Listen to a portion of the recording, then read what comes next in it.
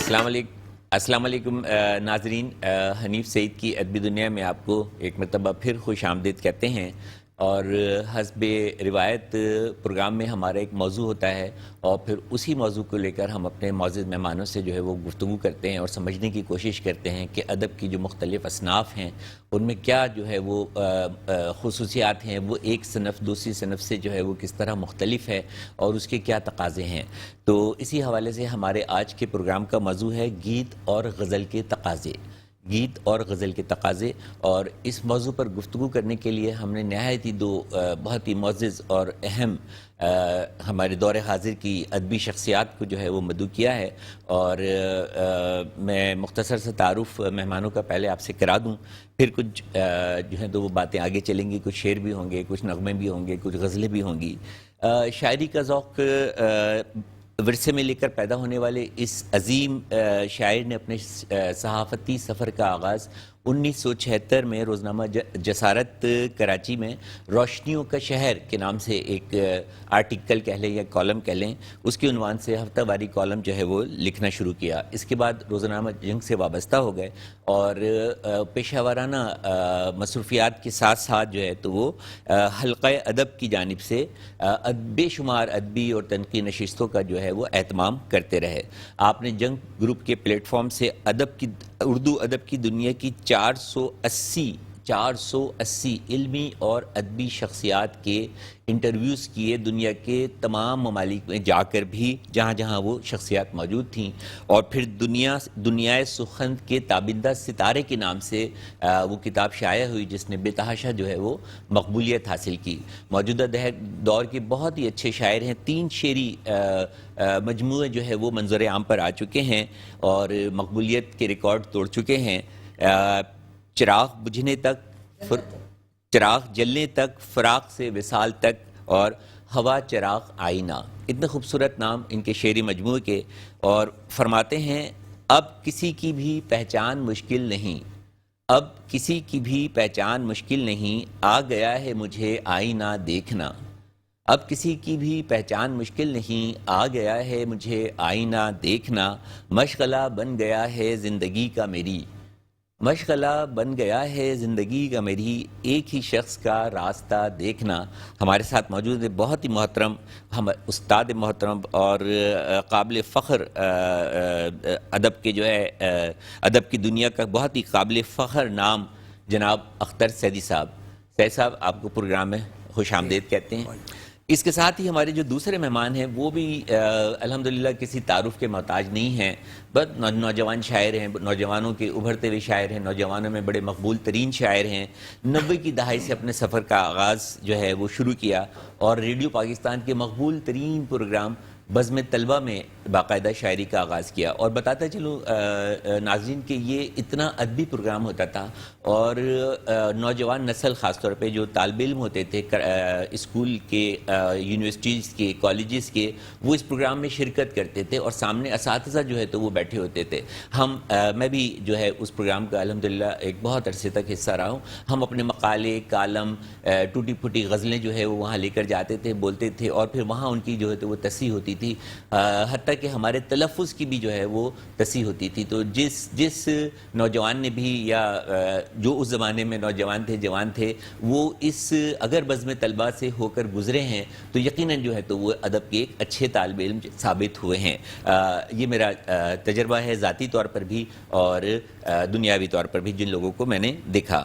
تو درجنوں T V ڈرامے، کمرشلز، ڈراموں کے ٹائٹل، سانگز لکھتے رہے ہیں، بے شمار کالم جو ہیں وہ آپ کے منظر عام پر آ چکے ہیں، اور بہت ہی جلد شاعری، نظمیں، غزلیں اور گیتوں پر مشتمل ایک کتاب زیر طبع ہے جس کا نام ابھی انہوں نے جو ہے وہ خفیہ رکھا ہے، اور ادب سے لگاؤ رکھنے والوں کے لیے یقیناً وہ کتاب جو ہے وہ ایک تریاق ہوگی اور ان کی پیاس بجھانے کا ایک ذریعہ ثابت ہوگی۔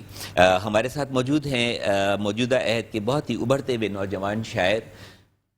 فرماتے ہیں یہ تعلق بھی کیا تعلق ہے، تجھ سے نفرت بھی ہے محبت بھی، تھام لے ہاتھ ساتھ چل میرے۔ یہ تعلق بھی کیا تعلق ہے، تجھ سے نفرت بھی ہے محبت بھی، تھام لے ہاتھ ساتھ چل میرے۔ میں سائر بھی ہوں ہدایت بھی ہمارے ساتھ موجود ہیں، جناب محترم ہدایت سائر صاحب. سر آپ کو ادبی دنیا میں خوش آمدید کہتے ہیں. بہت شکریہ آپ کا. سب سے پہلے مجھے تو حیرانی اس بات کی ہو رہی ہے کہ میرا جو آپ سے پہلا تعارف تھا ایک ڈاکٹر کے طور پہ، آپ میرے ایک شو میں آتے تھے وہاں پر، تو ہم نے بڑا مصروف دیکھا آپ کو نا، اور لوگوں کو مشورے دیتے دیکھا کہ بھائی ہیئر ٹرانسپلانٹیشن کیسے کرانی ہے، بالوں کا خیال کیسے کرنا ہے، یہ کیسے کرنا ہے. تو یہ بڑی خوشائن بات ہے، چونکہ وہاں ہمارا ایک پہلو تو خیر ہوتا تھا، پروگرام کے بعد ہم ادب پہ بات کرتے تھے، لیکن یہاں آپ کی ادبی دنیا دیکھ کے مجھے اور بھی اچھا لگا. اور اچھا لگا کہ آپ نے ان مصروفیات میں سے جو آپ کی زندگی کا ایک حصہ تھا، ایک خاصہ تھا، اس کے لیے آپ نے باقاعدہ وقت نکالا. اور آپ نے بس فکر معاش میں کچھ ٹائم جو ہے تو نکل گیا. جراثیم تو جو ہے تو وہ بچپن سے تھے، بچوں کی دنیا میں بھی لکھتا رہا، اور پھر جیسے کہا کہ بزم طلبہ تک کا سفر، یہ ساری چیزیں تو بس بن جاتا ہے. کچھ بچوں کی دنیا میں منی باجی ان کو یاد نہ کیا جائے تو ہے بن جاتا ہے. اور میں یہ کہتا ہوں کہ یہ جو جراثیم ہوتے ہیں، جو ادب کے حوالے سے جراثیم ہوتے ہیں، یہ پیدائشی ہوتے ہیں، یہ جینیٹک ہوتے ہیں. ادیب یا شاعر بنتا نہیں ہے، ادیب یا شاعر پیدا ہوتا ہے. تو سر ہمارا آج کا موضوع ہے گیت اور غزل کے تقاضے. تو کچھ اس پہ روشنی ڈالیں گے کہ گیت کیا ہوتا ہے، غزل کیا ہوتی ہے، گیت لکھنے کا جو ماحول ہے وہ کیا ہے، غزل جو ہے تو وہ سوچ کے کس پیرائے میں جو ہے لکھی جاتی ہے. تو اس پہ سب سے پہلے تو میں آپ کا شکریہ ادا کرتا ہوں کہ آپ نے اس پروگرام میں مجھے مدعو کیا، اور بڑی خوشی ہوئی کہ آپ اپنی دیگر مصروفیات سے وقت نکال کر ادب کے لیے کام کر رہے ہیں. سر میرے لیے اعزاز ہے. میٹرو ون کی ایک قدیم روایت ہے ادب کا فروغ، اور میں سمجھتا ہوں کہ جتنا ادب کے سلسلے میں میٹرو ون نے اب تک کام کیا ہے دوسرے چینل نہیں کر سکے. بالکل ایسے ہی، بلا مبالغہ یہ بات. جہاں تک اس کی غزل کی اور گیت کا تعلق ہے، تو اصل مسئلہ یہ ہے کہ میں ہدایت سائر جو ہے بولنے کے آدمی بھی ہیں اور لکھنے کے آدمی بھی ہیں، اور میں صرف لکھنے کا آدمی ہوں. اس میں ایک لفظ کا اضافہ کروں کہ ہدایت سائر جو ہیں وہ بولنے کے آدمی بھی ہیں، لکھنے کے آدمی بھی ہیں، اور ماشاءاللہ دیکھنے کے آدمی بھی ہیں ماشاءاللہ. تو میں یہ سمجھتا ہوں کہ غزل کی جو ایک روایت ہے اس کو تو کوئی زوال نظر آتے ہی نہیں. مسلسل سفر کر رہی ہے غزل، مسلسل. غزل ایک تہذیبی رویے کا نام ہے، غزل ایک نظریہ حیات کا نام ہے. غزل کو کی تمام تر مخالفت کے باوجود غزل اپنی جگہ ٹھہری ہوئی اور سفر کر رہی ہے. جہاں تک گیت کا تعلق سفر جو ہے وہ کامیابی کی طرف ہے، کامیابی کی طرف، تنزل کی طرف ہے، کامیابی کی طرف. غزل کا سفر جو ہے وہ کامیابی کی طرف. غزل لکھنے والے ہر قسم کے ہوتے ہیں، نوجوان بھی آ رہے ہیں، بہت اچھا شعر کہہ رہے ہیں، اور غزل کے نام پر جو بے احتیاطیاں ہو رہی ہیں وہ اپنی جگہ ہیں، وہ بھی ہے. اس کی تو ہم ہر پروگرام میں جو ہے وہ مخالفت کرتے ہیں کہ اس کی آبرو جو ہے وہ برقرار ہونی چاہیے، اور اس میں جو ہے وہ جس کو ولگر الفاظ کہتے ہیں یا ولگیرٹی کہتے ہیں وہ مطلب نہیں ہونی چاہیے. اس کی ایک عزت اور آبرو غزل کی جو ہے وہ برقرار رہنی چاہیے. تو غزل تو میں سمجھتا ہوں کہ اس کو تو مسلسل ارتقائی منازل طے کر رہی ہے. جہاں تک گیت کا تعلق ہے، گیت ہمارے ہاں جس طرح مستحکم ہونا چاہیے ویسا پاکستان میں نہیں ہو سکا. اچھے گیت نہیں لکھے جا رہے، لکھے گئے بہت، اب نہیں لکھے جا رہے. لکھے گئے بہت اچھے لکھے، بہت اچھے لکھنے والوں نے لکھے. کچھ نظریہ ضرورت کے تحت لکھے گئے، اور کچھ جو ہے کتابوں کے اندر آ کر ان کی روشنی نظر آئی. لیکن یہ ہے کہ گیت پر جس طرح کام ہونا چاہیے تھا نہیں ہو سکا، نہیں ہوا. اچھا ایک سوال میں یہی سوال لے کے آپ کی طرف آتا ہوں. میرا سوال سنیے گا. گیت اور غزل کی بات ہو رہی، تو اس سے پہلے کہ ہم بات کو مزید کچھ تھوڑا آگے لے کے چلیں، کوئی ایک وضاحت تھوڑی سی سننے والوں کے لیے دے دے کہ گیت کیا ہوتا ہے اور غزل کیا ہوتی ہے. میں بتا رہا ہوں. اصل میں چونکہ ہمارے سننے والے ان ادبی ٹرمنالوجیز میں جائیں گے تو اس طرح سمجھ نہیں پائیں گے. میں اس کو بہت مختصر اور بہت جامع اگر اس میں کروں تو غزل جو ہے وہ آپ ایک غزل کے اندر بہت ساری کیفیات اور بہت ساری حیرتوں سے گزرتے ہیں. اس میں ہر شعر میں آپ کو ایک نیا جہان میسر آتا ہے آپ کو. ٹھیک ہے، غزل کا جو معاملہ ہے آپ اس کو پڑھیں، آپ اس کو سنیں، جیسے بھی کریں. گیت جو ہوتے ہیں وہ کسی مخصوص سچویشن پہ ہوتے ہیں، وہ کسی ایک ہی پیراہے میں رکھیں گے آپ کو، ایک مخصوص سطح پہ رکھیں گے آپ کو. اور غزل چونکہ ہمارا روایتی اور تہذیبی ورثہ ہے، غزل اسی خطے کی پیداوار ہے. یہی خطہ غزل کا جو ہے نا وہ والی وارث ہے. اور یہاں آپ پر کا کہنا یہ ہے کہ غزل جو ہے وہ اپنے ہر شعر میں ایک مفہوم رکھتی ہے، یا غزل کا ہر شعر ایک مکمل ہوتا ہے، ایک مکمل جہان ہے، مکمل جہان ہے معنی کے خیال سے. اور جو گیت ہے ایک طرف اور جو گیت ہے وہ ایک نظریہ ضرورت کے تحت کسی سچویشن کو جی اس نظریہ ضرورت کے تحت، تو میں نے یہ کہا کہ نظریہ ضرورت کے تحت لکھے گئے، لیکن غزل میں بھی وہی کیفیت ہوتی ہے، بغیر کیفیت کے اور گیت بھی نہیں لکھا جا سکتا. ایک گیت لکھنے کے لیے بھی ایک کیفیت کا طاری ہونا جو ہے وہ ضروری ہے. ایک بڑا پیارا گیت ہے جو مجھے اکثر پسند ہے، اور میڈم نور جہاں ہمارے ملک کی بہترین ترین گائکہ، تو انہوں نے بہت خوبصورت یہ گیت جو ہے وہ گایا بھی ہے. خواجہ پرویز صاحب کا لکھا ہوا یہ گیت ہے، اور میڈم کہتی تھی کہ مجھے بھی بہت پسند ہے، اور میں آپ کو سناتی ہوں، اور مجھے یقین ہے کہ آپ کو بھی بہت پسند آئے گا. تو ذرا اس گیت کو سنتے ہیں، اس پہ غور کرتے ہیں ان کے مصروں پر، اور پھر اپنے معزز مہمانوں سے جو ہے تو وہ اس حوالے سے گفتگو کرتے ہیں کہ کیا تقاضے ہیں اور کیا جو ہے تو وہ فرق ہے گیت اور غزل میں. بڑا خوبصورت ہے. جو نہ مل سکے وہی بے وفا، جو نہ مل سکے وہی بے وفا، یہ بڑی عجیب سی بات ہے. جو چلا گیا مجھے چھوڑ کر وہی آج تک میرے ساتھ ہے. جو کسی نظر سے عطا ہوئی وہی روشنی ہے خیال میں، جو کسی نظر سے عطا ہوئی وہی روشنی ہے خیال میں. یہ خلش کہاں وہ نہ آ سکے رہوں منتظر، یہ خلش کہاں تھی وصال میں. میری جستجو کو خبر نہیں، نہ وہ دن رہے نہ وہ رات ہے. جو چلا گیا مجھے چھوڑ کر وہی آج تک میرے ساتھ ہے. تیرے پیارے لب پہ گلا نہ ہو یہ کسی کسی کا نصیب ہے. تیرے پیارے لب پہ گلا نہ ہو یہ کسی کسی کا نصیب ہے. یہ کرم ہے اس کا جفا نہیں، جو جدا بھی رہ کر قریب ہے. وہی آنکھ ہے میرے روبرو، اسی ہاتھ میں میرا ہاتھ ہے. جو چلا گیا مجھے چھوڑ کر وہی آج تک میرے ساتھ ہے. آخری بند ہے. میرا نام تک جو نہ لے سکا جو مجھے قرار نہ دے سکا، میرا نام تک جو نہ لے سکا جو مجھے قرار نہ دے سکا. جسے اختیار تو تھا مگر، جسے اختیار تو تھا مگر مجھے اپنا پیار نہ دے سکا. وہی شخص میری تلاش ہے، وہی شخص میری تلاش ہے. وہی درد میری حیات ہے. جو نہ مل سکے وہی بے وفا، یہ بڑی عجیب سی بات ہے. جو چلا گیا مجھے چھوڑ کر وہی آج تک میرے ساتھ ہے. بڑا خوبصورت گیت ہے، اور کیا پرایا ہے اس کا، کس پس منظر میں جو ہے وہ یہ لکھا گیا ہوگا. یہ بہت خوبصورت، بلا شبہ بہت خوبصورت گیت ہے، اور لیکن اس کے اندر زیادہ تر لوازمات غزل کے ہیں. اس گیت کے اندر لوازمات جو ہے مصروں کی بنت اور مصروں کی ساخت جو ہے غزل کی طرف، لیکن مکمل قافیہ اور ردیف میں تو نہیں ہے. نہیں وہ نہیں، میں کیفیت کی بات کر رہا ہوں، میں وہ غزل کی بات نہیں کر رہا کہ غزل ہے یہ گیت ہی، جی ہاں، لیکن اس پر جو تاثر ہے وہ غزل کا ہے. جو اس میں جو یعنی گیت کی جو کیفیت ہوتی ہے وہ بالکل اس میں ہندی الفاظ یا کوئی پوروی الفاظ وغیرہ یہ عموماً زیادہ استعمال کیے جاتے ہیں. لیکن یہ غزل باقاعدہ ایک اسی کیفیت میں ہے جو جس کیفیت کے اندر ایک غزل لکھی جاتی ہے. یہ نغمہ اسی کیفیت میں جس کیفیت میں غزل لکھی جاتی ہے. اسی نغمے کے حوالے سے ذرا دوسرے نمبر پہ ایک چیز یہ ہے نا کہ جب ہم بات کرتے ہیں کلاسیکل کی، سیمی کلاسیکل کی، وہاں تک تو معاملات ٹھیک تھے. موسیقی میں موسیقی کی اگر ہم بات کریں اس میں چونکہ وہ تمام تر چیزیں نبھائی جاتی تھی جو غزل میں نبھائی جاتی تھیں، جو راگ راگنیاں جس طرح تھے جب وہ ملتے ہیں ساری چیزیں تو وہ ویسے ہی تھا.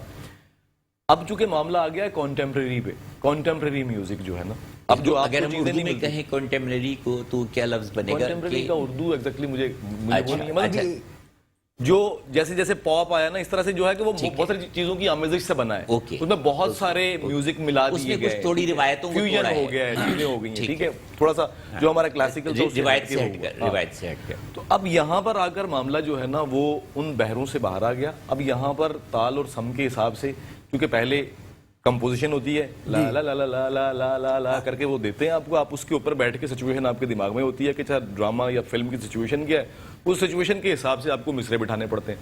ایک چیز آپ نے اپنی کیفیت میں لکھی. اچھا، یہ گیت جہاں تک میں آپ کی بات کو پھر ایک مرتبہ کاٹ رہا ہوں کہ یہ جو گیت ہے جو خواجہ صاحب نے لکھا اور میڈم نے گایا، یہ کسی فلم کا حصہ نہیں بنا. کسی فلم کا حصہ نہیں بنا، اسی لیے میں کہہ رہا ہوں نا کہ اس میں وہ کیفیت آپ کو دکھ رہی ہے کہ یہ کسی چیز کو دماغ میں رکھ کے نہیں کی، یہ شاعر کی اپنی کیفیت تھی جس میں جس کو اس نے لفظوں میں ڈھال کر جو ہے تو وہ بیان کر دیا، اور پھر وہ ایک پسندیدہ کے ہاتھ آگئی. ایک واقعہ میں نے اپنی آنکھوں سے اور دیکھا، وہ گیت جو ہے وہ گایا گیا اور امر ہو گیا. اب دیکھیں نا، ایک واقعہ میں نے اپنی آنکھوں سے دیکھا ہے، مجھ پہ بیتا. جی جی ایک واقعہ جو میں کسی کا بیان کر رہا ہوں، بالکل. تو کیفیت کس میں ہوگی؟ جو مجھ پہ بیت رہا ہے، جو آپ پر بیتی ہوگی اس میں کیفیت جو ہے تو غزل ہمیشہ اس لیے کیفیت سے بھری ہوتی ہے کہ اس میں شاعر کسی بیرونی اس کا شکار نہیں ہوتا نا دباؤ کا کہ بھائی یہی کرنا ہے. وہ اپنی مرضی میں آزاد ہو کے جو خیال آتا ہے، آتے ہیں غیب سے مضامین خیال میں، غالب نے کہا تھا نا، بالکل. تو وہ غیب سے آنے والے مضامین اس کے لاشعور میں کہیں اس کے تجربات اور مشاہدات پر بیس کرتے ہوئے کہیں موجود ہوتے ہیں، جو اس کے شعور میں آتے ہیں جب، تو وہ پوری کیفیت اور پورا ابلاغ لے کر آتے ہیں. گیت میں یہ معاملہ مسنگ ہوتا ہے.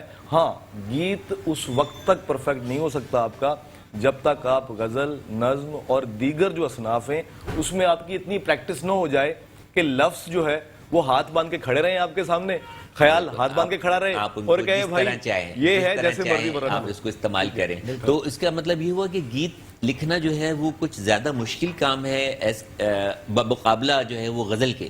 میں یہ مشکل کام کوئی نہیں ہوتا اگر لکھنے والے کی لکھنے والے کے یا اس کو کہہ لیں کہ تھوڑی سی جو ہے تو وہ مشقت طلب یا وہ صنف جو ہے تو وہ مانی جاتی ہے لکھنے والے کے لیے. گیت کا لکھنا جو ہے وہ مطلب ایک بہت ہی ایکسٹرا آرڈینری قسم کی جو ہے تو وہ صنف ہے. جس طرح غزل کوئی ہر شخص نہیں لکھ سکتا، اسی طرح گیت بھی ہر شخص جو ہے تو وہ نہیں لکھ سکتا. غزل کے اپنے تقاضے ہیں، گیت کے اپنے تقاضے ہیں. غزل جب خیالوں میں یا سماعتوں میں اترتی ہے، آمد ہوتی ہے تو وہ کچھ اور لفظوں میں ڈھلتی ہے، اور گیت کی جب جو ہے تو وہ آمد ہوتی ہے تو وہ کسی اور طرح سے لفظوں میں ڈھلتا ہے، جیسا کہ شاعر نے کہا. لیکن اب تو گیت کی روایت بالکل ایسا معلوم، میرے خیال میں ہماری نئی نسل کو تو اس سے کوئی سروکار نہیں. نئی نسل کو تو بھی سر غزل سے بھی سروکار نہیں ہے. جب میں جا رہا تھا تو آ رہی تھی، میں دیکھا میرے دل میں کچھ ہوا، بلے بلے ہو گئی، واہ واہ، سطحی طرح کی اور بالکل جو ہے تو وہ فلرٹ قسم کی جو ہے تو وہ الفاظ اور لفاظی نہ ہو، تو نئی نسل تو اس طرف راغب بھی نہیں ہے. تو یہی میرا سوال سائر سے ہے کہ ماشاءاللہ آپ کراچی کے ہر ادبی مشاعرے میں اور تمام تقریبات میں جو ہے تو وہ موجود ہوتے ہیں، اپنا کلام بھی جو ہے وہ پیش کرتے ہیں جس میں ہر عمر کے لوگ جو ہیں وہ موجود ہوتے ہیں. تو مجھے یہ بتائیے کہ یہ جو ہمارے آج کل کے جو ابھرتے ہوئے نوجوان ہیں، یہ کچھ خاص سننا چاہتے ہیں یا پھر ہمارا فرض ہے کہ ہم ان کو وہ سنائیں جو ہم سنانا چاہتے ہیں؟ یہ ذرا سا مجھے اس پہ وضاحت کیجیے گا. ہاں، میں ٹی وی پہ ہوں یا میں کہیں پہ ہوں، میں ایک بات کرتا ہوں کہ سوال یہ نہیں ہے کہ لوگ کیا سننا یا دیکھنا چاہتے ہیں، سوال یہ ہے لوگوں کو کیا دیکھنا یا سننا چاہیے. بالکل یہ سب ایسے سے بنیادی فیکٹر. یہ بات صحیح.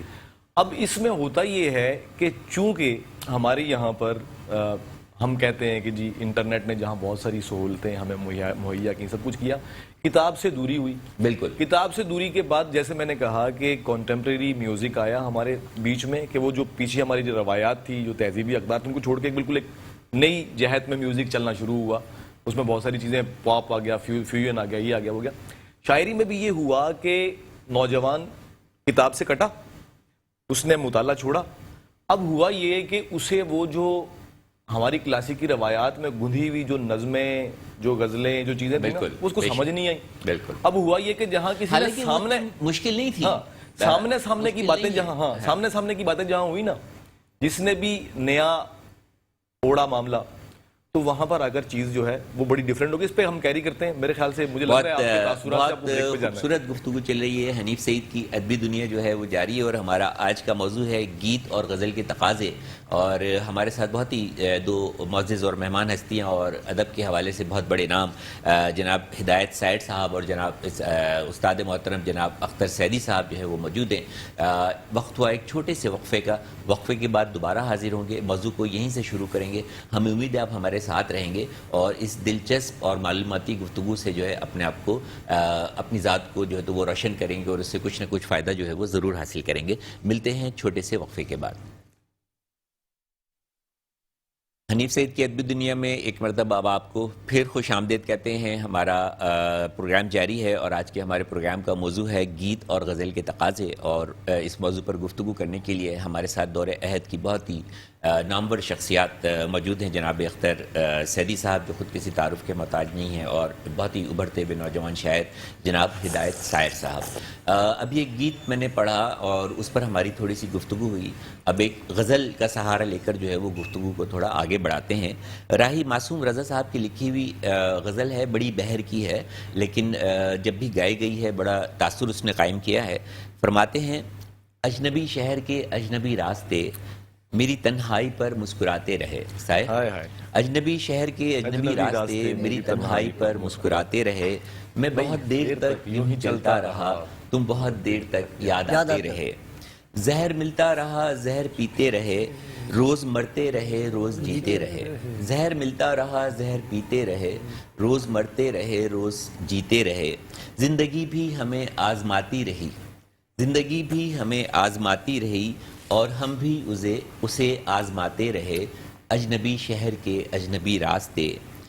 زخم جب بھی کوئی ذہن و دل پر لگا, زخم جب بھی کوئی ذہن و دل پر لگا, زندگی کی طرف ایک دریچہ کھلا.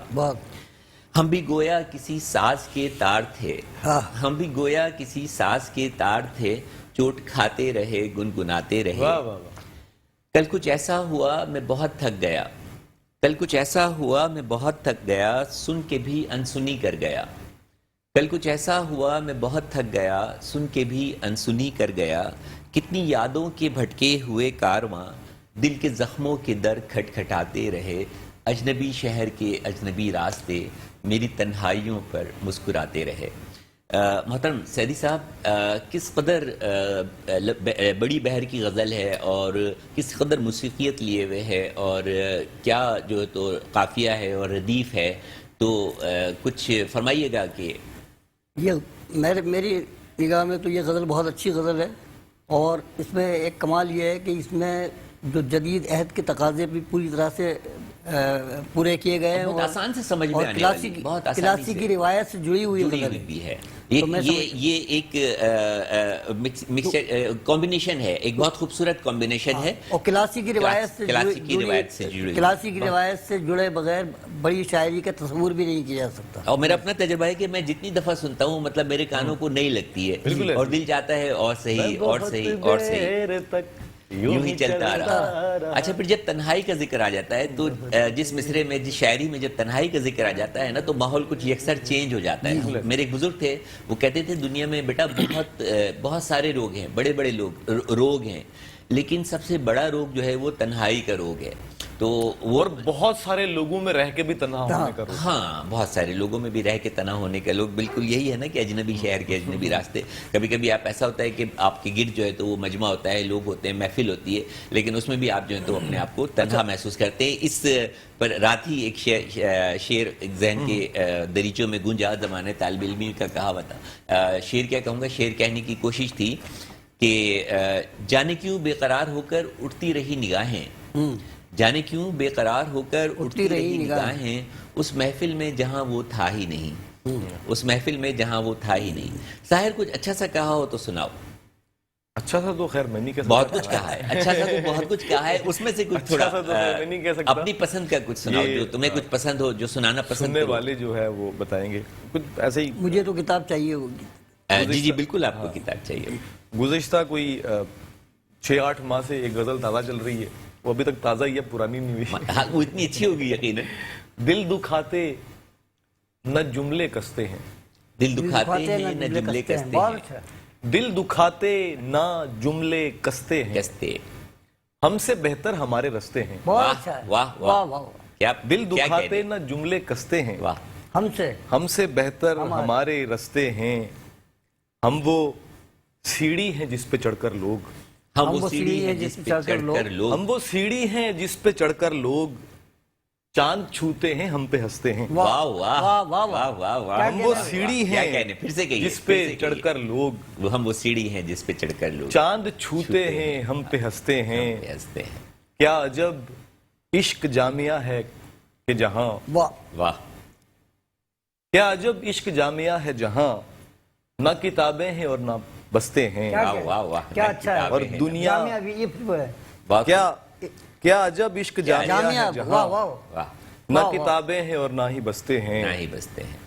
دنیا ایسی دکان ہے کہ جہاں دنیا ایسی دکان ہے، دنیا ایسی دکان ہے کہ جہاں واہ واہ چیزیں مہنگی ہیں لوگ سستے ہیں. واہ واہ واہ واہ کیا کہنے، کیا کیا کہنے. کہنے. دنیا ایسی دکان ہے کہ جہاں چیزیں مہنگی چیزیں مہنگی ہیں لوگ سستے ہیں.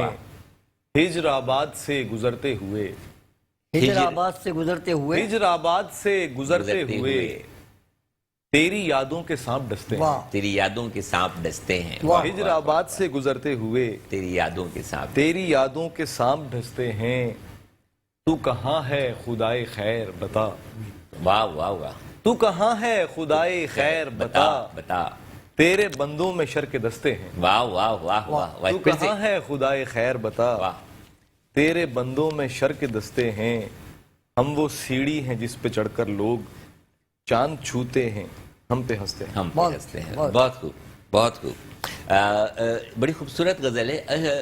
غزل کہنا آسان ہے یا نظم کہنا جو ہے آزاد نظم جو آج کل سر اصل میں بات ساری یہ ہے کہ آپ کی طبیعت کس میں موضوع ہو رہی ہے سب سے اہم. ٹھیک ہے. اچھا غزل چونکہ اٹ سیلف بہت مشکل ہے. مشکل ہے. اچھا میں نے جو دیکھا اپنے طور پہ میں نے محسوس کیا کیونکہ نظم میرا بیسک حوالہ ہے. جی میں اسی حوالے سے یہ سوال میں نے آپ سے کیا. تو غزل نظم اور پھر اس کے بعد جب آپ نظم سے نکل کے آتے ہیں نا غزل کی طرف دوبارہ تو پھر جو رانائی ہے جو غزل کی جو رانائی ہوتی ہے وہ عروج پر ہوتی ہے. وہ عروج پر ہوتی ہے. بس غزل نظم میں ایک ہمارے پاس جو بنیادی سہولت ہوتی ہے وہ یہ ہوتی ہے کہ ہم ہر طرح کی بات وہ چاہے کوئی فلسفیکل وے میں کہنی ہے آپ کو معاشی معاشرتی کسی بھی حوالے سے کہنی ہے. نظم کا گراؤنڈ اتنا بڑا ہوتا ہے کہ آپ تمام تر معاملات کو اس میں لپیٹ لیتے ہیں. آؤں گا اختر سیدی صاحب کی طرف. سر آپ کے تعارف میں پڑھ رہا تھا مطلب آپ کا تعارف تو اتنا ہے کہ اگر میں اس کو پڑھنا اور سنانا شروع کروں تو پورا پروگرام میرا جو ہے تو وہ اس میں الحمدللہ ختم ہو.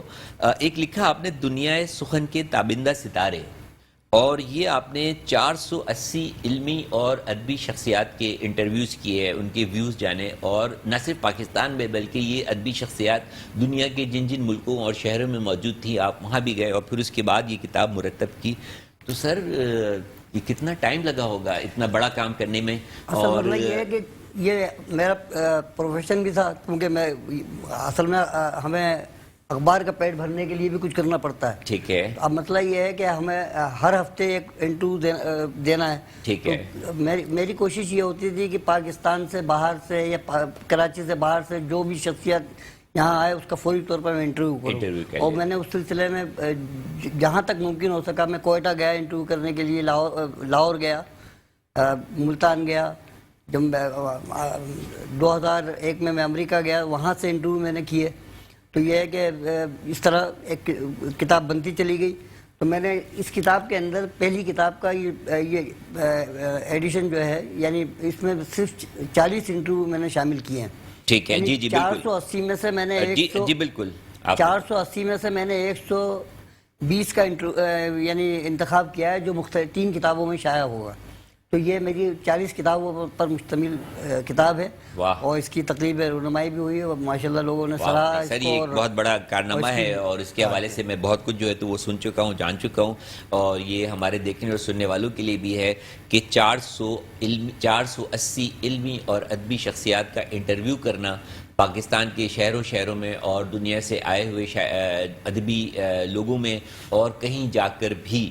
تو اتنی ادب سے اتنا لگاؤ اور اتنی محبت رکھنے والے لوگ جو ہیں وہ خال خال نظر آتے ہیں. 3 شعری مجموعے چراغ بجھنے تک چراغ جلنے تک فراق سے وصال تک چراغ جلنے تک فراق سے وصال تک اور ہوا چراغ آئینہ. 3 شعراء آفاق شعری مجموعے جو ہے وہ غزل کے حوالے سے جو کہ آپ کے غزلوں پر مشتمل ہیں منظر عام پر آ چکے ہیں اور بے تحاشا مقبولیت حاصل کر چکے ہیں. ان کے نام بڑے رومانوی ہیں, بڑے رومانوی نام ہیں. تو غزل تو ہے ہی کہ رومانی کیفیت کا نام. شاعر رومانوی نام نہیں رکھے گا تو شاعر کیسے کہلائے گا؟ نام بڑے رومانویت تو شاعر کی جو ہے نا وہ بنیاد میں ہوتی ہے نا, بنیاد میں ہوتی ہے. تو کوئی خاص جو کچھ کہا وہ کسی اس کے طرز پر کوئی بھی شعر دو چار جو کسی کتاب میں ہوں اور جو آپ کو اچھے لگتے ہوں اصل مجھے اور میری یاد کا آپ مسئلہ سے ہے، کوئی یہ کتاب مل جائے گی فرمائش کی جاتی ہو کہ وہ اس میں پروگرام میں جو ہے تو وہ ایک تو ابھی آپ نے تنہائی کے حوالے سے بات کی تو اس پر میں ایک شعر تنہائی۔ یہ میرے رت جگہوں کا ساتھی ہے، یہ میرے رت جگہوں کا ساتھی ہے، یہ میرے رت جگہوں کا ساتھی ہے، واہ، بجھ نہ جائے چراغ تنہائی، بجھ نہ جائے چراغ تنہائی، یہ میرے رت جگہوں کا ساتھی ہے، تنہائی بھی ساتھی ہے، بجھ نہ جائے چراغ چراغ تنہائی۔ تنہائی، واہ۔ تو یہ کتاب مجھے اگر میں ابھی آپ کی کتاب جو ہے تو آپ کو پیش کرتا ہوں۔ اچھا، آج کل آپ کی مصروفیات جو ہیں وہ نئی کتابوں پر تبصرے کر رہے ہیں، اور جنگ سنڈے میگزین میں باقاعدگی سے ایک تبصرہ آپ کا جو ہے تو وہ شائع ہوتا ہے۔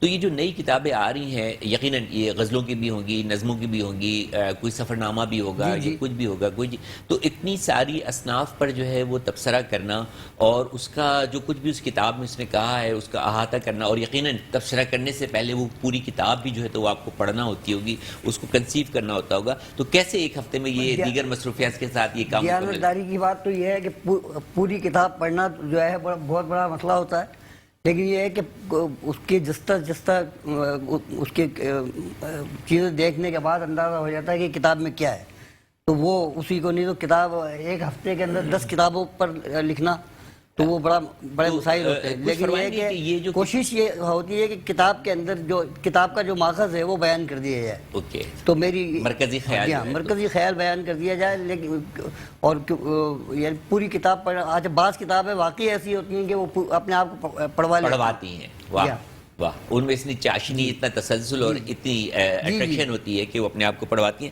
صرف مجھے یہ بتائیے کہ یہ جو کتابیں آ رہی ہیں جن پر آپ تبصرہ کر رہے ہیں، رجحان کیا ہے؟ ادب کس طرف جا رہا ہے ان کتابوں کی روشنی میں؟ ذرا اصل مسئلہ وہی ہے کہ جو شاعر نے کہا کہ کتاب کا معاملہ تو بالکل تقریباً ختم ہو گیا ہے، مطلب یہ ہے کہ اب تو فیس بک ہے اور کتابوں کی آخری صدی ہے، یا یہ بالکل صحیح کہہ رہے ہیں کہ یہ آخری صدی ہے، کتاب مر رہی ہے، کتاب جو ہے چھپ رہی ہے، کتاب کو ہم مار رہے ہیں، جی ہاں، یہی صورتحال ہے کہ کتاب کی جو کتاب کے مجموعی قاتل ہیں، اور جس طرح کی کسی شاعر کا شعر چرا لینا ادبی دنیا میں ایک بہت بڑا جرم تصور کیا جاتا ہے، اور تو اسی طرح کتاب کا مر جانا یا اس کو مارنا یا اس کو دیکھنا، میں سمجھتا ہوں کہ آپ جیسے ادبی ذوق رکھنے والے لوگوں کے لیے جو ہے تو وہ بذات خود ایک جو ہے وہ موت ہے۔ لیکن سوشل میڈیا کا بھی جو ہے تو سحر، میں پورا سوال میرا کہ کیونکہ زمانہ سوشل میڈیا کا ہے، آپ جو ہے تو ایک نوجوان نسل کی نمائندگی کرتے ہیں، تو ہم اس پلیٹ فارم کے تھرو بھی تو اپنے میسج جو ہیں بہت سارے لوگوں تک، خاص طور پر نوجوانوں تک، میرا ٹاپک زیادہ تر میرا انٹرسٹ ہوتا ہے، میری دلچسپی ہوتی ہے کہ ہمارا ورثہ، ہماری ثقافت، ہمارا ادب نوجوانوں تک پہنچے، تو کتنا سہارا ہے یہ سوشل میڈیا؟ سر بہت بڑا ٹول ہے، بہت بڑا سہارا ہے اگر اس کو پازیٹیولی استعمال کیا جائے۔ دیکھیے ایک بات یہ ہے کہ اس نے آ کر پوری دنیا کو نا ایک جگہ پہ کر دیا ہے۔ وہ لوگ جو کہیں گوشہ نشینی میں تھے، جب وہ یہاں پر آئے، کیسے کیسے لوگ ہمارے سامنے آئے اسی میڈیم کے تھرو، ٹھیک ہے۔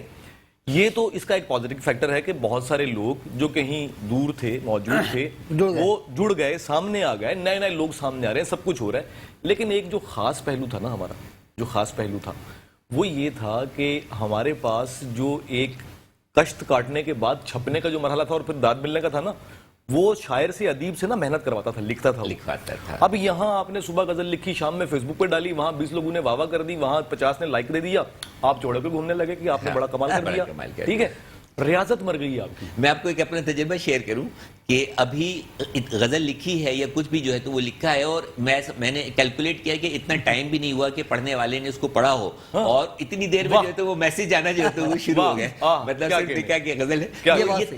یہ جو ہے یہ بددیانتی ہے ادب کے ساتھ، جو ہے تو یہ بددیانتی ہے، اور منافقت میں اس کو کہوں گا، منافقت کا لفظ استعمال کروں گا کہ ادب کے ساتھ جو ہے تو وہ منافقت نہ کریں۔ اگر آپ کے سوشل میڈیا پہ کوئی اچھی غزل اور نظم تو سب اچھی ہی ہوتی ہیں، کوئی اچھی شاعری آئے، کوئی اچھے خیالات آئیں تو آپ اس کو ضرور پڑھیں اور ان خیالات کو سمجھنے کی کوشش کریں، ان کو جو ہے تو اپنے اوپر طاری کرنے کی کوشش کریں، دیکھیں کہ کہیں نہ کہیں اس میں آپ خود نظر آئیں گے، آپ خود نظر آئیں گے, آپ اس کا حصہ نظر آئیں گے, آپ کو محسوس ہوگا کہ شاید یہ لفظ, یہ جملہ, یہ شعر جو ہے تو شاید میرے ہی لیے لکھا گیا ہے, یہی ادب ہے. اور جب ادب سے لگاؤ پیدا ہوگا تو یہ چیزیں اتنا آپ کو لطف دیں گی زندگی گزارنے میں کہ جو دور حاضر کا اسٹریس ہے, ڈپریشن ہے, ٹینشن ہے, وہ آپ کو جو ہے تو وہ اس سے بہت زیادہ کم محسوس ہوگا. حنیف سعید کی ادبی دنیا میں ایک چھوٹا سا وقفہ ہے. وقفے کے بعد گفتگو کو ہم یہیں سے جاری رکھیں گے اور سر سے بھی کچھ کلام ان کا جو ہے تو سننے کا شرف حاصل کریں گے. ہمیں امید ہے کہ آپ ہمارے ساتھ جڑے رہیں گے. حنیف سعید کی ادبی دنیا. السلام علیکم. حنیف سعید کی ادبی دنیا میں ایک مرتبہ آپ کو پھر خوش آمدید کہتے ہیں. ہمارے آج کے پروگرام کا موضوع ہے گیت اور غزل کے تقاضے, اور شریک گفتگو ہیں جناب ہدایت سائر صاحب اور جناب علی ہمارے استاد محترم اختر سیدی صاحب. ساحر, ابھی بریک سے جانے سے پہلے ہم گفتگو کر رہے تھے کہ کتاب کا کیا کردار ہے آج کے دور میں, اور سوشل میڈیا جو ہے وہ ادب کے فروغ کے لیے کتنا اپنا کردار ادا کر رہا ہے, کتنا کر سکتا ہے. اچھا, بات وہاں کٹ ہوئی تھی کہ میں نے کہا تھا کہ بہت اہم ہے, بہت اہم پلیٹ فارم ہے جس نے بہت سارے لوگ دیے, مزید دے رہا ہے, اور اس کی کچھ خرابیاں یہ ہیں کہ کتاب سے جو ہماری جڑت تھی وہ ویسی نہیں رہی ہے. اچھا, ہم ایک بلیم یہ کرتے ہیں کہ ہمارے پاس اب گیجٹس آ گئے, موبائل آ گیا, لیپ ٹاپ آ گیا, کیا ضرورت کتاب پڑھنے کی. تو بھائی جن لوگوں نے ہمیں اس ٹیکنالوجی کا 1-2% دیا, میں ہر فورم پہ یہ بات کہتا ہوں, وہ آج بھی ٹرین میں, ٹرام میں, ایئرپورٹ پہ آپ اتنا ٹریول کرتے ہیں, آپ دیکھیں کہ وہ جڑے ہوئے ہیں. کوئی رسالہ پڑھ رہا ہے, کوئی کتاب پڑھ رہا ہے, کوئی میگزین پڑھ رہا ہے, وہ جڑے ہوئے ہیں. ٹھیک ہے, وہاں کتابوں کی اشاعت آج بھی لاکھوں میں ہوتی ہے. ہمارے یہاں 300 کتاب چھپتی ہے, 500 کتاب چھپتی ہے, وہ بھی ہم کیا کرتے ہیں, بانٹتے ہیں دوستوں میں, تحفہ لکھ کے دیتے ہیں. ٹھیک ہے, پبلشر جو ہے وہ ترقی کر رہا ہے, شاعر جو ہے وہ بیچارہ. اچھا, میرا اس میں تجربہ یہ ہے کہ جو کچھ اس میں پڑھتے ہیں, ہم سوشل میڈیا پہ پڑھتے ہیں, وہ ذہنوں میں نقش نہیں رہ پاتا, وہ کیونکہ ہم بہت جلدی اسکرول کر رہے ہوتے ہیں, ایک کے بعد دوسری چیز کو جو ہے تو دیکھ رہے ہوتے ہیں. جبکہ کتاب سے جو کچھ بھی پڑھتے ہیں, کتاب کا پڑھا ہوا وہ ذہن میں نقش رہ جاتا ہے, یاد رہ جاتا ہے, سائیکولوجیکل افیکٹ ہوتا ہے. آپ جب اتنی چیزیں بیک وقت آپ کے دماغ میں جائیں گی تو وہ اسٹے نہیں کریں گی.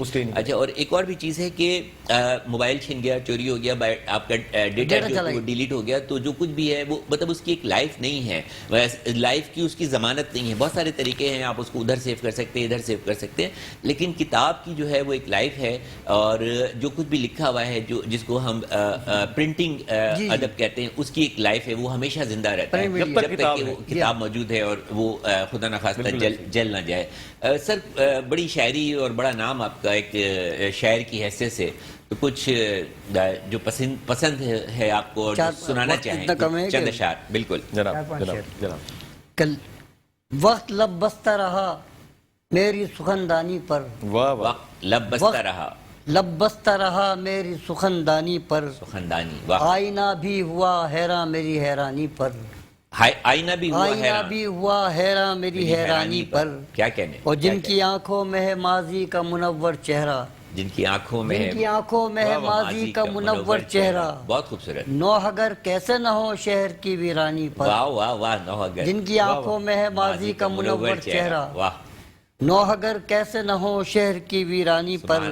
اور شعر ملاحظہ کیجیے کہ کیا خبر ان کو میری کیفیت دل کیا ہے, کیا خبر ان کو میری کیفیت دل کیا ہے, خندہ زن ہے جو میری چاک گریبانی پر, کیا خبر ان کو میری کیفیت دل کیا ہے, خندہ زن ہے جو میری بے سر و سامانی پر. اور جو نہیں جانتے آداب محبت کیا ہیں, آداب محبت, جو نہیں جانتے آداب محبت کیا ہیں, ایسے لوگوں کو بٹھایا گیا دربانی پر. دوبارہ سے, جو نہیں جانتے آداب محبت کیا ہیں, ایسے لوگوں کو بٹھایا گیا دربانی پر. اور شعر دیکھیں, کیا آتی جاتی ہوئی سانسوں کا بھروسہ کیا ہے, واہ واہ واہ, آتی جاتی ہوئی سانسوں کا بھروسہ کیا ہے, کون رہتا ہے صدا مسند سلطانی پر, کیا کہنے, کیا کہنے. آتی جاتی ہوئی سانسوں کا بھروسہ کیا ہے, کون رہتا ہے صدا مسند سلطانی پر, کون رہتا ہے صدا مسند سلطانی پر. اور شعر دیکھیے کہ میرے خوابوں کو نئی صبح کی تعبیر ملی, میرے خوابوں کو نئی صبح کی تعبیر ملی, جب چراغ اس نے جلایا میری پیشانی پر. کیا کہنے, میرے خوابوں کو نئی صبح کی تعبیر ملی, جب چراغ اس نے جلایا میری پیشانی پر. آخر تو بہت چاہ رہا ہے کہ آپ سے بہت کچھ سنا جائے، لیکن پروگرام کا وقت بالکل ختم ہونے والا ہے. ہمارا آج کا موضوع تھا گیت اور غزل کے تقاضے، اور اس موضوع پر جو ہے تو بہت سحر حاصل جو ہے وہ گفتگو ہوئی ہے، اور ہمارے دونوں معزز مہمانوں نے بہت ہی جامع جو ہے تو احاطہ کیا ہے اردو ادب کی ان دونوں اصناف کا. جیسا کہ آپ نے کہا کہ شعر سنایا، تو ایک چھوٹا سا شعر یاد آیا کہ آدمی بلبلا ہے پانی کا، آدمی بلبلا ہے پانی کا، کیا بھروسہ ہے زندگانی کا. تو بالکل اسی طرح زندگی جو ہے وہ ایک دینی ہے، اللہ کو دینی ہے، اور اس کی ایک مدت جو ہے وہ مقرر ہے، معین ہے. پتہ نہیں کہ اگلی سانس کسی کو آئے گی کہ نہیں آئے گی. تو جتنا بھی وقت گزرے، جتنا بھی آپ لوگوں کے ساتھ تعلق رکھیں، پیار اور محبت کا تعلق رکھیں، بہت ہی عجز و انکساری کے ساتھ جو ہے وہ لوگوں کو پیش آئیں، اپنے معاشرے کو جو ہے تو ایک خوبصورت معاشرہ جو ہے تو وہ بنائیں. کیونکہ معاشرہ جو ہے وہ ایک ذہنی تناؤ کا شکار ہے، بہت دباؤ کا شکار ہے، بہت زیادہ فرسٹریشن جو ہے تو ہمارے معاشرے میں پھیل گئی ہے. اور میں سمجھتا ہوں کہ یہ ادب سے لگاؤ، ادب سے دوری کا نتیجہ ہے. ادب سے لگاؤ پیدا کریں، ادب کی طرف متوجہ ہوں، ادب کو سنیں، ادب کو سمجھنے کی کوشش کریں، ادبی محفلوں میں شرکت کریں. آپ دیکھیں گے کہ آپ کا ذہنی تناؤ، آپ کی ہجانیت اور آپ کی بہت ساری بے چینیاں اور یہ ساری چیزیں آہستہ آہستہ جو تو ختم ہوں گی. اس کے ساتھ ہی حنیف سعید کی ادبی دنیا سے ڈاکٹر حنیف سعید کو اجازت دیجیے. اگلے پروگرام میں بہت ہی اچھے معزز مہمانوں کے ساتھ ایک نئے موضوع کو لے کر حاضر ہوں گے. ہمیں امید ہے آپ کو ہمارا پروگرام ضرور پسند آیا ہوگا. اپنا فیڈ بیک دینا مت بھولیے. اللہ حافظ.